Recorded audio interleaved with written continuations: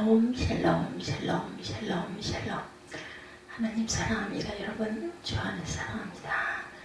민수기 35장 9절에서 15절 말씀 우리가 잘 아시는 도피성에 관한 말씀입니다. 야훼께서도 모세에게 말씀하여 이르시되 9절에 이렇게 나오고 있어요. 1절에도 야훼께서 여리고 맞은편 요단강가 모압 평지에서 모세에게 말씀하여 이르시되 9절에도 도피성에 대해서 말씀하실 때 야훼께서도 모세에게 말씀하여 이르시되 계속해서 하나님께서는 여호와께서 모세에게 말씀하여 이르시되 이렇게 말씀하고 있죠.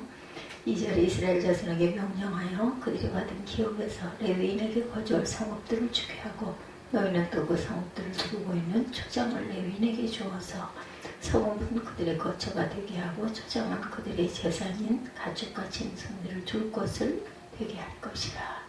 레위인에게 주게 된 성읍에 대해서 1절에서 8절까지 9절부터 15절까지는 도피성, 도피성 피해 가야 할 곳들을 마련해 놓으시죠. 흔히 인생을 가리켜 생로병사다 이렇게 말하기도 합니다. 태어나서 죽을 때까지 병들고 늙어지고 온갖 고난을 당하며 살아간다는 말이죠. 인생이 낙이 없는 것은 아니지만 그 모든 낙이 파묻힐 정도로 인생의 고난이 심하기 때문에 생로병사라고 이렇게 표현하기도 한다는 거죠. 정말 이 말처럼 인생을 살다 보면 힘들 때가 많습니다. 그럴 때면 차라리 어디로 도망가 버릴까, 나쁘게 죽어버리고 싶다, 이런 말, 이런 충동들이 한두 번 정도는 여러분들도 없으셨습니까? 저는 있었습니다. 특히 우리 한국 사회에 고스트레스 사회로 알려져 있죠. 언젠가 한 연구소의 조사를 보니 우리나라 직장인의 스트레스가 아시아 1위, 간암 사망률 세계 1위, 흡연율이 세계 1위, 교통사고율이 세계 1위라고 합니다. 명예스럽지 못한 그런 마크가 붙어 있는 거죠. 오늘날 사람들이 얼마나 고단하게 살아가고 있는지 단적으로 보여주는 지표입니다. 저도 어저께 아무것도 아닌 것 같은 컴퓨터, 자판, 그리고 마우스, 이게 말을 안 듣다 보니까는 아무것도 진행할 수가 없어가지고 정말 스트레스다 하는 생각을 했습니다. 인생을 살아가면서 봉착하는 갖가지 어려움, 고통, 불안 등을 효과적으로 극복하고 계십니까, 여러분들? 그 모든 것에서 벗어날 수 있는 피난처는 혹시 있으십니까? 오늘 성경 본문은 우리의 가장 확실하고 완전한 피난처를 제시하고 있죠. 구약 이스라엘의 도피성 이야기입니다. 아무쪼록 말씀을 통해서 온갖 어려움 가운데 넉넉히 승리하시는 저와 여러분들이 되시기 바랍니다. 이스라엘이 출애굽 후에 광야를 통과할 때 하나님께서 주신 말씀입니다. 앞으로 가나안 땅에 들어가면 새로운 국가를 형성하게 될 때 수립할 제도 중 하나를 제시하시죠. 이른바 도피성 제도입니다. 구약 성경은 기본적으로 살인자는 반드시 죽임을 당해야 한다 이렇게 증가합니다. 7살 된 사람의 가장 가까운 친족이 살인자를 죽일 수 있어요. 그런데 우발적인 살인자, 즉 고의성이 없는 오살인자인 경우는 피할 길을 보장해 주는 게 도피성 제도이죠. 예를 들어 벌목하느라 도끼를 사용하다가 자루에서 빠져나온 도끼날이 지나가던 사람을 맞춰서 살인하는 경우, 이럴 때 보복하게 되면 연쇄살인이 일어나게 되죠. 아무런 살해가 있었던 게 아니에요. 사고로 인해서 누군가가 상해를 당하는 경우, 그러다 보면 생명이 경시되고 온통 무지를 쏘여지고 살벌해집니다. 살해가 있어서가 아니라 사고로 인해서 누군가가 죽었는데 그것으로 인한 보복을 자꾸 하다 보면 계속해서 살인이 살인을 낳게 되는 그런 경우다. 이런 부작용을 방지할 수 있도록 오살자인 경우 신속하게 도피성으로 도망치면 살려주라고 명령하시죠. 이럴 경우 정당한 재판을 받기까지 보호를 받을 수 있습니다. 재판을 진행하면서 고의성이 드러나면 그때 죽이면 되고 만일 고의성이 없는 우월적인 살인으로 판명되면 도피성에서 계속 보호를 받고 생명을 구원받게 되죠. 도피성 제도는 연약한 죄인을 위한 특별한 은혜입니다. 이 제도는 하나님의 공의와 사랑을 보여주죠. 공의의 측면에서는 살인자를 죽여야 되고 사랑의 측면에서는 그 생명을 구원해 줘야 합니다. 도피성은 이 양면성을 잘 절충합니다. 인간은 누구나 실수할 수 있죠. 연약한, 우리는 모두 다 연약한 사람들이에요. 하나님은 인간 죄인으로 마땅히 죽어야 하지만 살 길을 열어주셨어요. 예수 그리스도를 보내셔서 대속해 주셔서. 한마디로 도피성 제도는 연약한 죄인을 배려하시는 하나님의 특별한 은혜이죠.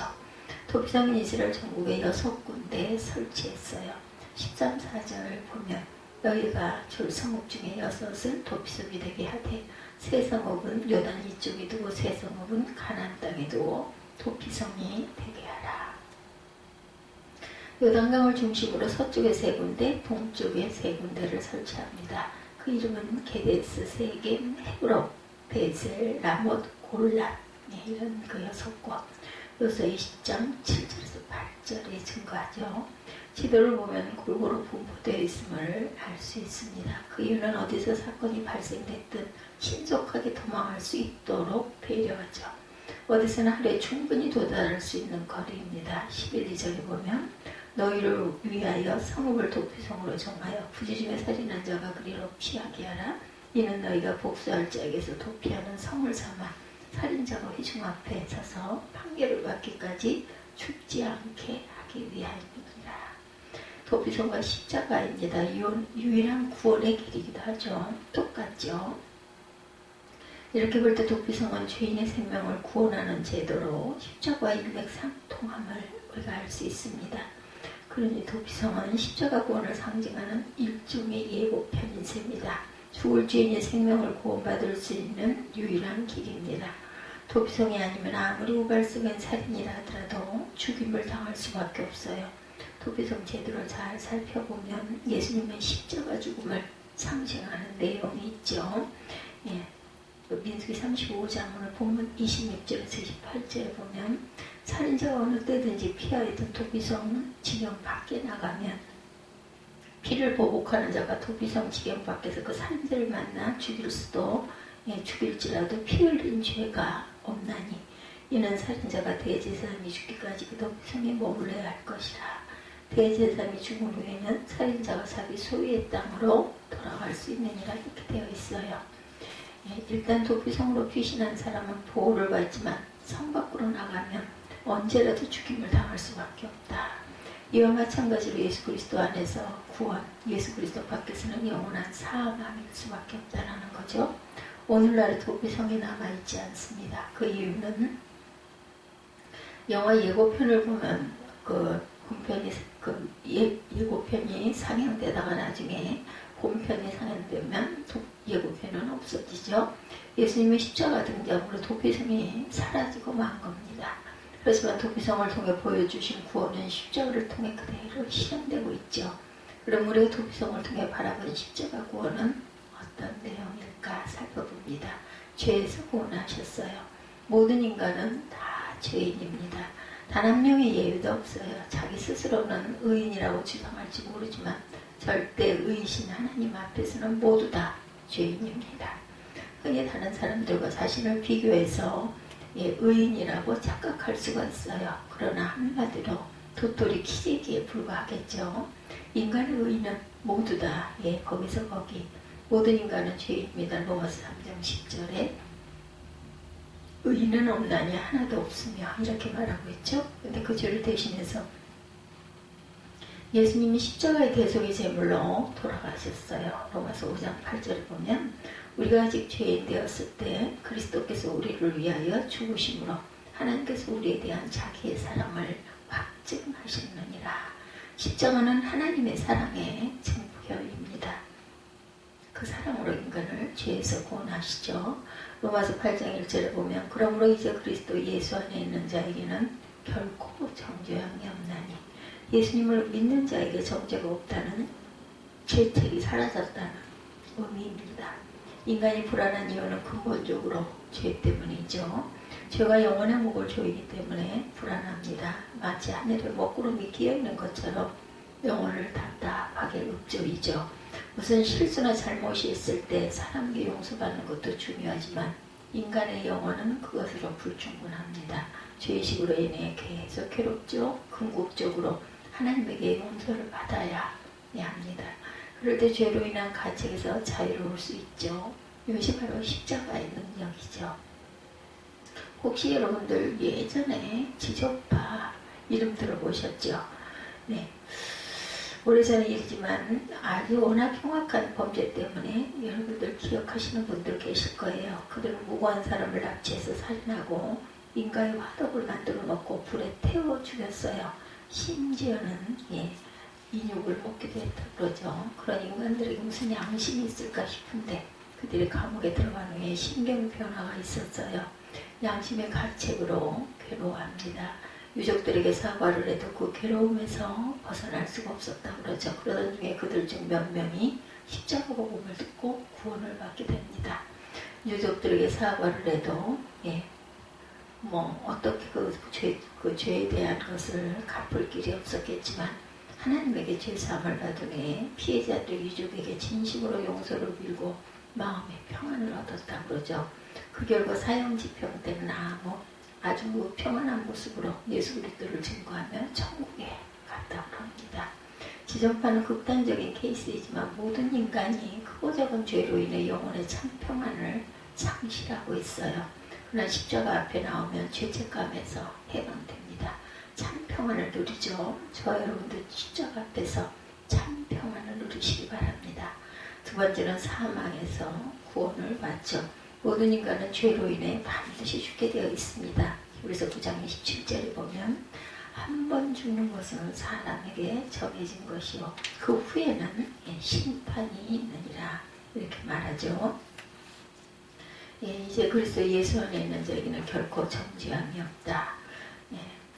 이렇게 도피성과 십자가 유일한 구원의 길이고 그리고 사망에서 구원을 받는 길이다.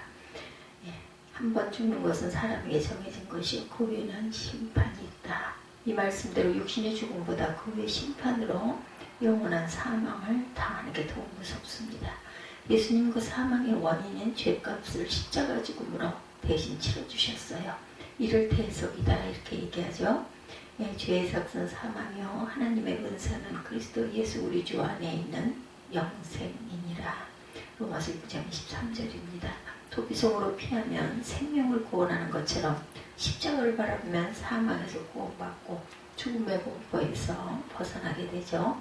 영혼 속에 영생의 기쁨이 넘치고 언제 인생을 마쳐도 천국에 들어가 영생 복락을 누린다는 소망이 넘치죠.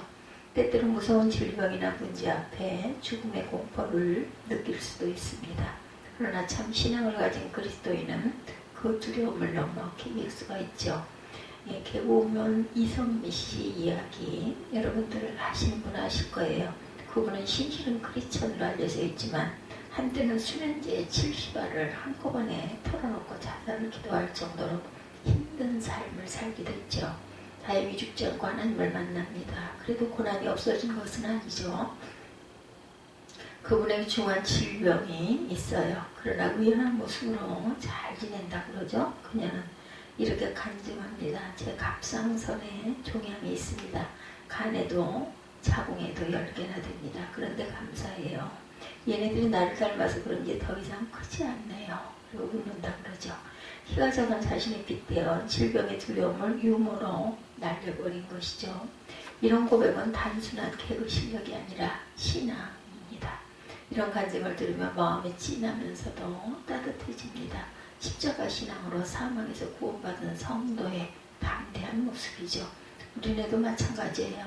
죽음의 두려움이 있지만 십자가를 바라보면 천국의 소망 가운데 참 평안을 누릴 수가 있습니다.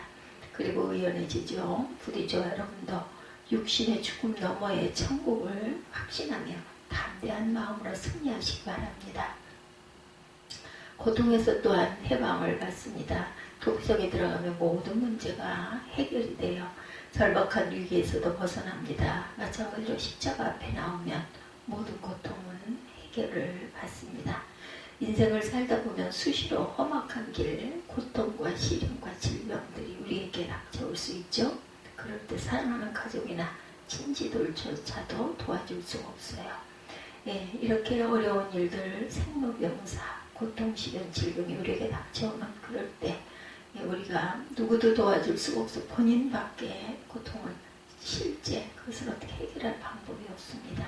십자가 앞에 나아가 간구하면 위로해 주시고 문제를 해결해 주시죠. 그럴 때 시편 46편 1절에 하나님은 우리의 피난처시여 힘이시니 환난 중에 만날 큰 도움이시라. 시편 62편 8절에 백성들아 시시로 그를 의지하고 그의 앞에 마음을 토하라. 하나님은 우리의 피난처시로다. 네덜란드의 그 복음 전도자 코리덴본 그 여사 이야기 여러분들 잘 아시죠? 본래 평범한 시공이었다고 합니다. 2차 세계대전 당시 나치 독일이 유대인들을 체포해서 학살할 때 그녀의 가족들이 유대인들을 숨겨주다가 체포되어 강제 수용소에 갇히고 맙니다. 가족들이 채용된 독방에서 4개월 동안 고통을 당했는데 그 가운데 하나님을 만나는 경험을 합니다. 어둠과 같이 옆방에서 쉬지 않고 들려오는 비명소리 등으로 고통스러운 나날들이었어요. 예, 그녀는 기도라기보다는 절규하며 소리쳤습니다. 주님 견딜 수 없어요. 이제는 믿음도 없습니다. 그때 갑자기 개미들이 눈에 띄었다 그러죠. 개미들이 이동하다가 고인 물을 발견하고 그 피벽에 생긴 틈새로 피하더랍니다. 그 모습을 보고 있던 그녀의 마음속에 하나님의 음성이 들려옵니다. 저 개미를 봐라. 바닥에 물이 있는 것을 보고 숨을 곳으로 달려가지 않느냐. 나에게 피해라. 내가 바로 너의 피난처다. 저 개미들같이 나에게로 달려오거라. 그 놀라울 정도로 마음의 평안이 임했다 그러죠. 그리고 얼마인가 기적적으로 풀려나게 됩니다. 그녀는 전쟁이 끝난 후에 유럽 각지를 다니며 용서와 사랑의 복음을 전파합니다. 그래서 그녀의 책 제목이 주는 나의 피난처, 이렇게 책 제목이 만들어졌다고 그러죠. 예수님께 초청하고 기다리시기 바랍니다. 모든 인생이 십자가 앞에 나오기를 아무 조건이 없어요. 누구라도 갈 수 있죠. 죄 많은 사람도 괴로움과 복잡한 문제에 가득 갇힌 사람들도 주님 앞에 나아갈 수 있다는 것. 도피성으로 몰 달려가던 구약 이스라엘 백성들처럼 우리도 십자가로 나아가기만 하면 됩니다. 예수님의 초청 메시지 마태복음 11장 28절에 수고하고 무거운 짐진 자들아 다 내게로 오라 내가 너희를 쉬게 하리라. 이 말씀처럼 죄와 사망 그리고 온갖 고통을 나를 향해 쫓아오는 그러한 쫓아오고 짓누르는 모든 것들에서 예수 십자가 앞으로 나아가 승리하는 저와 여러분들이 되시기 바랍니다. 도피성에 접근 복음 전파의 사명입니다. 아주 중요한 사실이 또 하나 남아있는 게 도피성은 접근성이 용이하다는 특징을 갖고 있죠. 이런 사실은 오늘날 복음 전파의 사명이 얼마나 중요한지를 교훈합니다. 신명기 19장 3절에 내 하나님 여호와께서 내게 기업으로 주시는 땅 전체를 세 구역으로 나누어 길을 닦고 모든 살인자를 그 성으로 도피하게 하라. 도피성으로 가는 도로는 넓게 닦아야 하죠. 유대인 납비들의 구전에 의하면 14m나 되었다 그래요. 도로 정비도 아주 잘 만들었다 그러죠. 요즘 기준으로 보면 아주 엄청난 과잉 투자입니다. 산업도로나 관광도로도 아니고 구원도로인데 정성을 다해서 누구든지 어디서든지 접근할 수 있도록 배려한 것이죠. 특히 도피성으로 피하는 사람에게는 아무런 제한이나 제약이 없어요. 보면 15절에 보면 이 여섯 성읍은 이스라엘 자손과 타국인과 이스라엘 중에 거류하는 자의 도피성이 되리니 부지 중에 살인한 모든 자가 그리로 도피할 수 있으리라. 유대인이나 이방인이나 남녀노소와 빈부 귀천을 막론하고 누구나 도피성으로 피할 수 있죠. 아무런 자격의 제한이 없습니다. 예수님의 십자가도 비슷합니다. 십자가에 달려 들어가실 때 죄배가 특이했어요. 요한복음 19장 19절에서 20절에 보면 빌라도가 패를 써서 십자가 위에 붙이니 나사렛 예수 유대인의 왕이라 기록되어 있어요. 예수께서 못 박히신 곳에 그 성에서 가까운 곳으로 많은 유대인들이 이 패를 읽는데 히브리와 로마와 헬라 말로 기록되니라. 모든 언어로 죄표가 3개국어로 기록되었고 골고다 언덕 예루살렘 밖 대로변에 있었습니다. 6월절이라 수많은 인파가 지나다녔을 텐데 그때 모든 사람들이 다 볼 수 있었겠죠. 복음의 개방성입니다. 예수께서 부활 승천하실 때도 이렇게 말씀하시죠. 마가복음 16장 15절에 보면 또 이르시되 너희는 온 천하에 다니며 만민에게 복음을 전파하라. 각자 십자가 앞에 나오는 게 제일 중요하겠지만 그 다음으로 다른 사람에게 십자가 복음을 전해주는 게 또한 그게 못지않게 중요합니다. 우리의 사명, 도피성이 필요한 사람들이 얼마나 많습니까? 내가 전하는 말 한마디가 남을 구원할 수 있다는 것, 위로할 수 있다는 것, 심지어 인생의 대전환을 이룰 수가 있습니다. 작곡가 핸델의 이야기입니다. 불의 명작 메시아가 작곡된 것은 놀랍게도 그의 슬럼프 기간 중이었다고 그러죠. 그는 공연도 제대로 못하고 경제적으로 궁핍한 시절을 보내고 있었어요. 설상가상으로 뇌졸중으로 쓰러집니다. 절망 가운데 있는데 어느 시인이 편지 한 통을 보내왔다고 그러죠. 주님은 멸시받았지만 온 세상의 왕이 되어 다스리고 계십니다. 그러니 당신도 힘을 내세요. 그 편지를 받고 그런 힘을 얻습니다. 23일간 금식하며 묵상하고 작곡하게 되면 그게 바로 핸델의 메시아. 혹시 우리 가족 가운데 혹은 이웃 가운데 위로의 말이나 선도의 말 한마디가 필요한 사람이 있을지도 모릅니다. 한번 잘 살펴보시고 꼭 전해주시기 바랍니다. 죄와 사망에서 구원받은 것으로 기뻐하시고 어떤 문제라도 해결해 주시는 주님의 은혜를 체험하시기 바랍니다. 그리고 남은 생에 복음의 증인으로 살아가는 저와 여러분들이 되어서 하나님께서 우리를 구속해 주시고 그 구속의 은혜를 만방에 증거하는 저와 여러분들이 되시기를 주님께서 유일하게 주신 십자가의 길, 도피성 그 길을 잊지 않는 저와 여러분들이 되시기를 주님의 이름으로 축복합니다. 우리가 사망에서 생명으로, 고통에서 기쁨으로 바뀐 귀한 은총을 도피성을 통해서 오늘도 승리하시기 바랍니다. 주님의 이름으로 축복합니다.